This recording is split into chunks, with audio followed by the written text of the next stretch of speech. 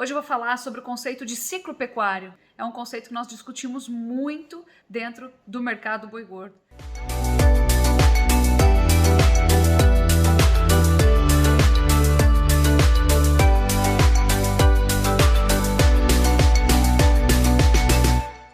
O ciclo pecuário nada mais é do que um ciclo de preços que sobem ou caem considerando a inflação, ou melhor ainda, os custos de produção. E como acontece esse ciclo pecuário, como ele se desenvolve? Então, ele representa, como falei, a oscilação de preços reais do valor da arroba do boi gordo. E ele oscila em torno do equilíbrio entre oferta e demanda. Uma demanda que normalmente é um pouquinho mais estagnada, como um grande transatlântico navegando no oceano e que para mudar de direção tem que trilhar em um certo espaço e perder um certo tempo. Mas quando a gente fala de oferta, é um pouquinho mais dinâmico, a gente consegue projetar de uma maneira um pouco mais clara e não costuma falhar. Então, o ciclo pecuário nada mais é do que anos de alta, anos em que a arroba ela varia, ela se comporta aí variando positivamente acima da inflação ou principalmente acima dos custos de produção. Então, o boi sobe e normalmente a gente recebe notícias na mídia reclamando aí, destacando também sobre como a carne ao consumidor está cara e subiu de preço.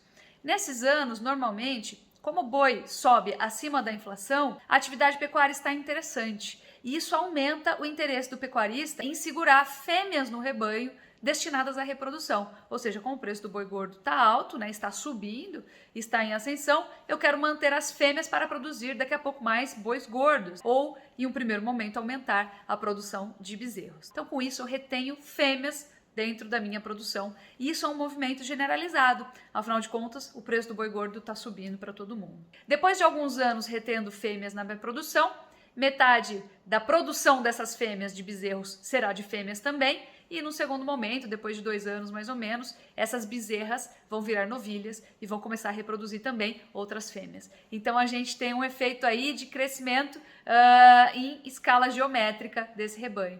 Isso significa que, num segundo momento, a gente aumenta a produção de animais. Esse start, o início desse movimento começa pelo bezerro. Então, eu aumento a capacidade produtiva.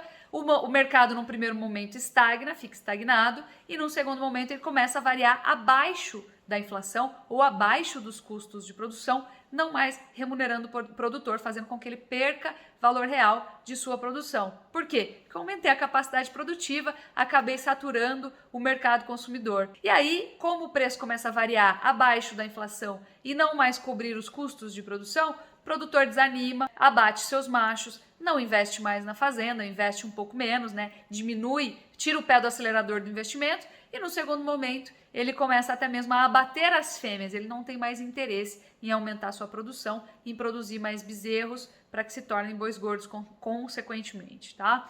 O que acontece é que quando ele faz isso, ele começa a abater as fêmeas, ele diminui a capacidade produtiva do rebanho, também em escala geométrica, e num outro momento a gente sente falta desses animais. Nós diminuímos a capacidade produtiva e tem menos animais disponíveis para se transformar em carne aí no mercado.